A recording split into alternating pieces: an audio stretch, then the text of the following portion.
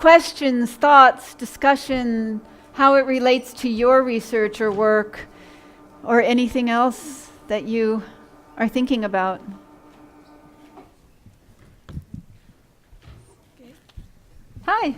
Hi, I'm Haruka, and I'm from Japan. I was very impressed by your yeah your very nice experience, and I'm always wondering that I'm Japanese, so maybe because I'm Japanese, I can very much compassion. No. You can very much. I can very much think about hibakushas, and I can think about their expression or Their experiences and how they... and have you told the stories of hibakusha to the American students or foreign students? Yes, many. I speak all over the country. Okay, so how do you feel that? What do they think about to hibakusha's story? Well, I think it varies from person to person, depending on what their background is, what their political views are. Political views in this country are very polarized right now, and people who have... I live right next to the largest army base in the United States, like my right on the edge of the army base, not on it, but on the other side of it, and people there, some disagree. They still think that... I mean, I did a big lecture in that area, and I had somebody screaming at me that, we should have killed all the Japanese people. It's like crazy. This strong feeling from during the war still carries forward. But with students, I think most of them don't know anything, and so they're learning, they're listening, and they're trying to understand this time in history. And I think my book is taught in college courses across the country, and I think I have a chance sometimes to have Skype discussions with them. So I learned that even when they believed the bomb was the right thing, they learned the humanitarian story, and it made a big difference in their lives. Mm-hmm. That was a long answer. Sorry. I'll try to be quick because there are lots of questions. Thanks. Thank you. Let's go over here. I was really, really impressed by your efforts and dedication to telling the stories of these people, the hibakshas. So I think this is a problem, or more like an issue, intrinsic to journalism. But I think that a lot of journalists, when they do research and talk to and interview these people, they tend to listen for something instead of listening to something. And I was wondering if you faced any challenges and if you had any preconceptions before you entered your research, and are there any efforts you made to remain neutral or to overcome that challenge, and if your conception around these hibakshas changed over time? I didn't have a lot of preconception because I didn't know very much. And my background in theater, the kind of theater I do, people in the audience tell stories from their lives, and then our company of actors and musicians bring those stories to life right in the moment. It's improvised performance to honor people's stories. So I've heard hundreds of thousands of stories over the last 3 decades of work. So I have an ability to listen without bias,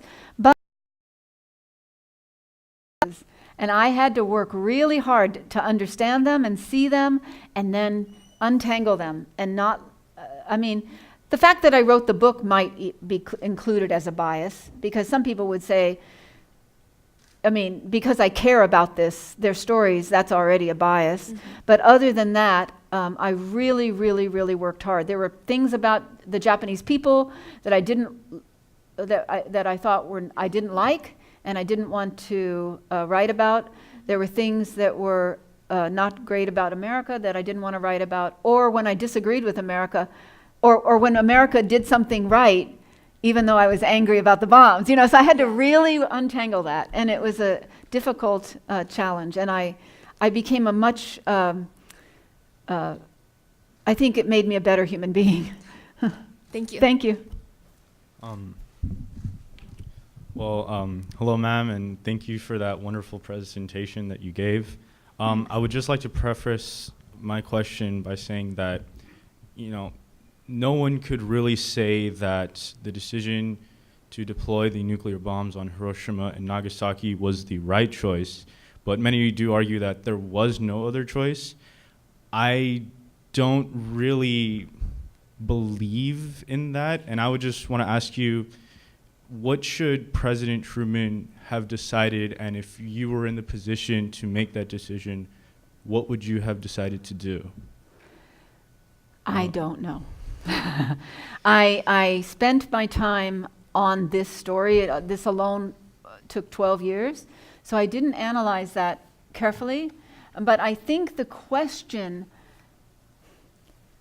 problem I have with we had to drop the bombs to end the war is that it never adds, it leaves out the whole other side of the story, which is that whether or not that's even true is debatable. But the question itself that people ask, you're not asking that, but that people say we had to do this, leaves out the other side of the story. And I think we can't ask that question, and we can't defend that decision in the United States without at least knowing what happened and the impact of our actions. So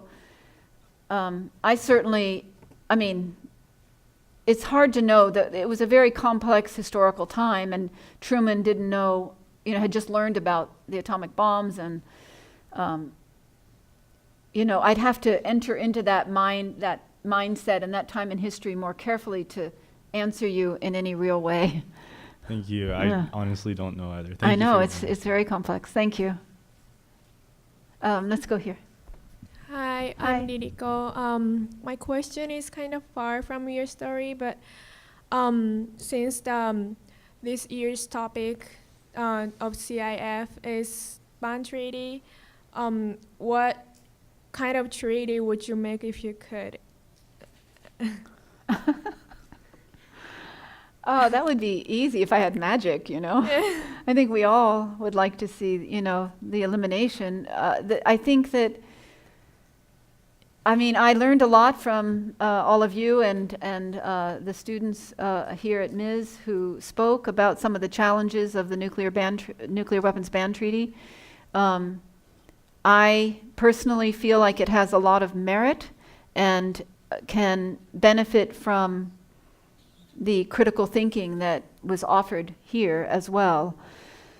So in the light of the reality of nuclear weapons, and in light of the polarization of the nuclear weapon states, I'm not sure about the step-by-step slow approach. It certainly hasn't gotten us far enough along, in my opinion.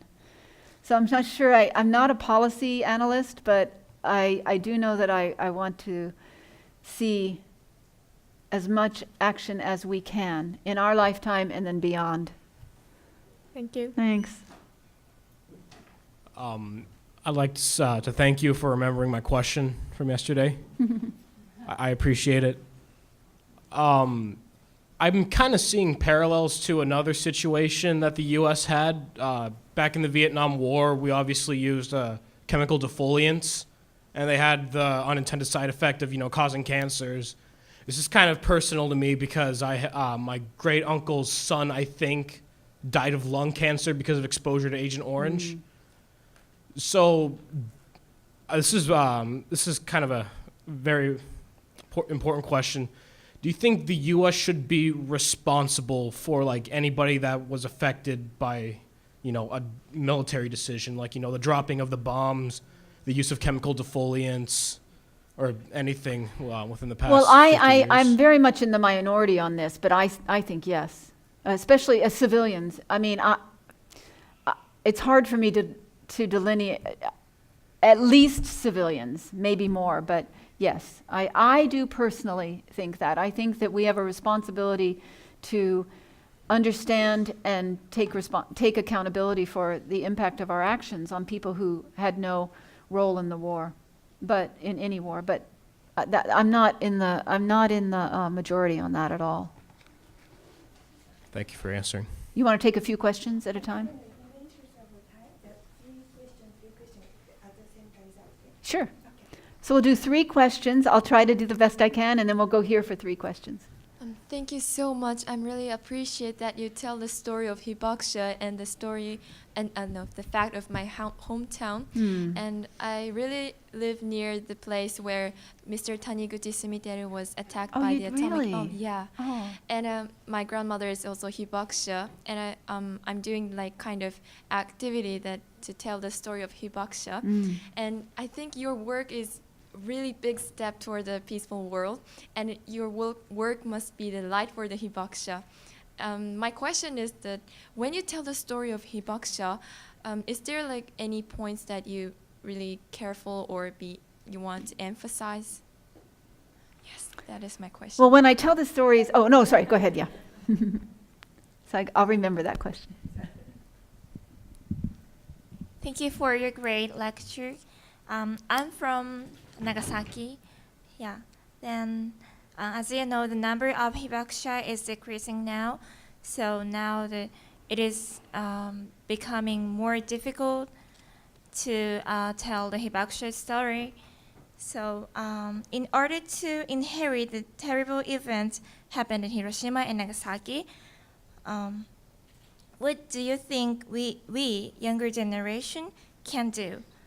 I have this question because we are trying to tell people about the atomic bombing of Nagasaki, but in fact, we didn't experience that. Yeah.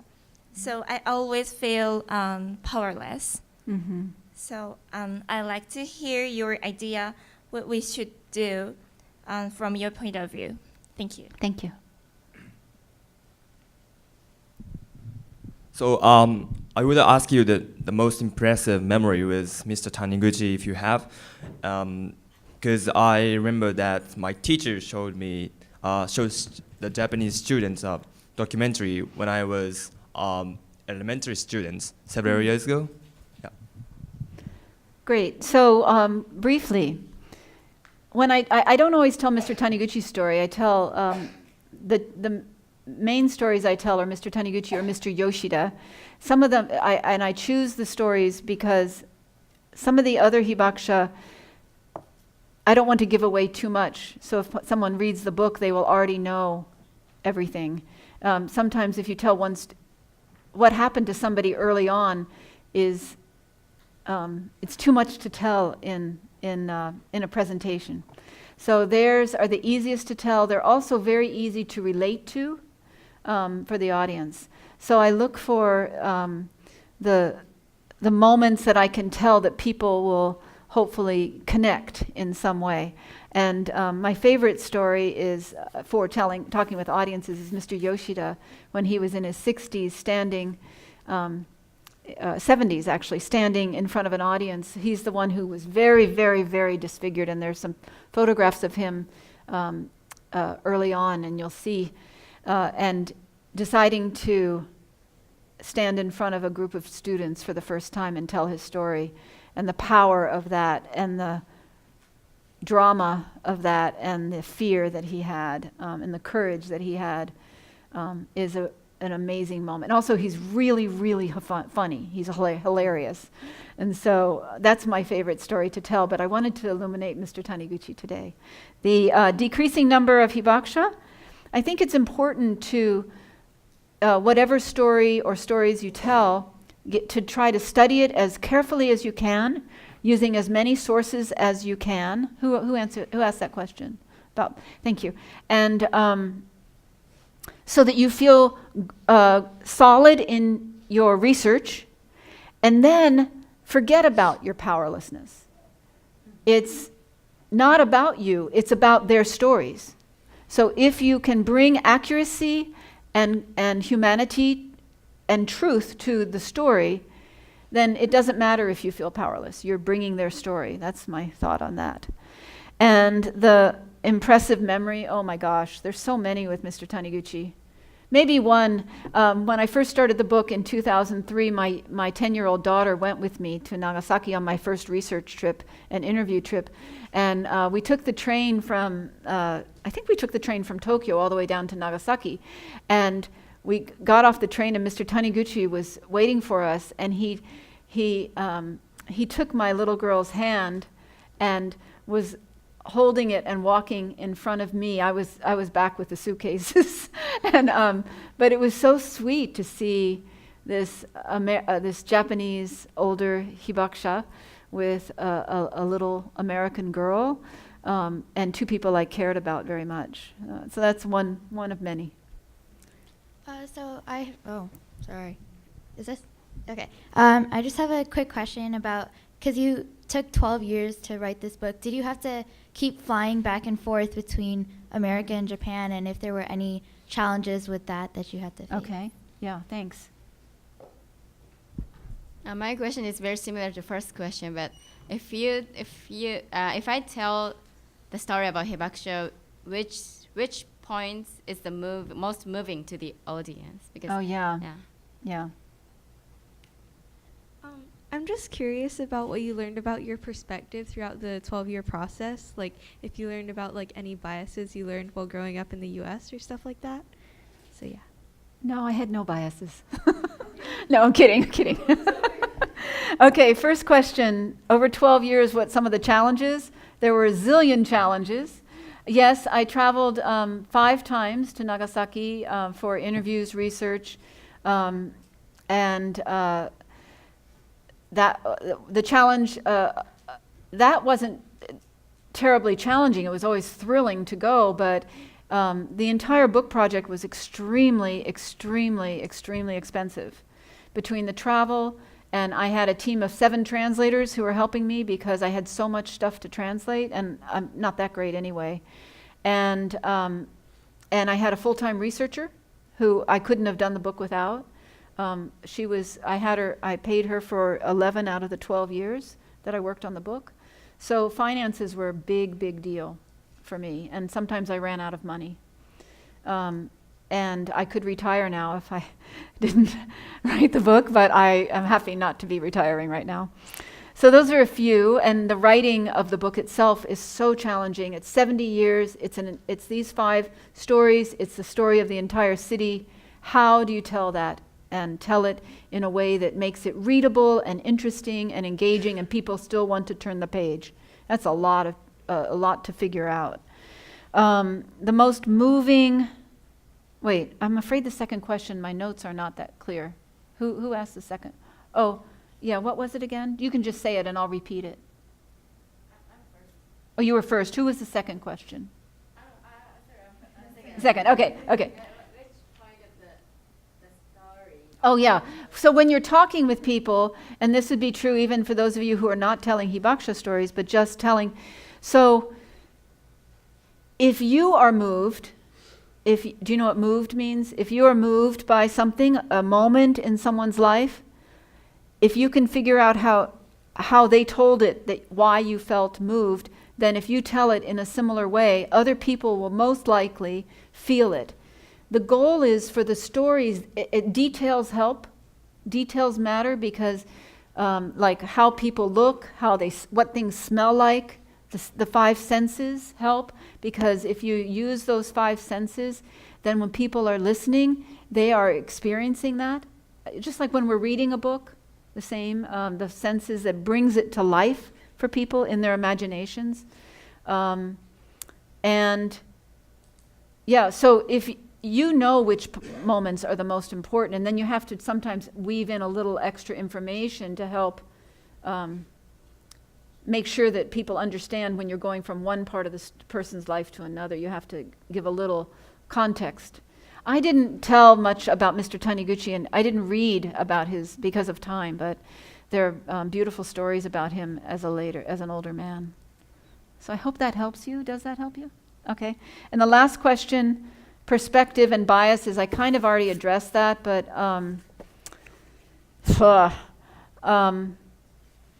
I think I came to appreciate historians. I was not a historian, and Now I am just a narrow historian of this. Maybe I know more about it than almost anyone in this country. How much research, I learned how to read research. I only found a few historians who I could trust. After a long time, I kept reading and reading and reading on different topics, and their biases became clear to me. You get to feel them, you can sense them, or sometimes it's very clear in the writing. And so learning to verify what historians say was a big learning, and how much work that takes to then be able to say confidently what facts you're going to put forward or not. And that's true even with the Hibakusha stories. There were often two different, like I could talk to the same Hibakusha in 2003 or 2007 or 2010 or 2011, and I might ask them a follow-up question to something they had already told me, and then they would tell me something kind of different than what they told me. Like, okay, so what's true there? How do you figure that out? So there's a lot of complexity in trying to tell an accurate story, I think. And some of it I could back up. I tried to read other survivors' stories to see if that person was at that time in their life, what was going on with everybody else, to see, sometimes you can use other people's stories to try to understand the accuracy of, because memory, it's not that they're lying, it's that memory is complex. It's not a straightforward thing when we remember things in our lives. So I'm so grateful to you all. Thank you, Masako. And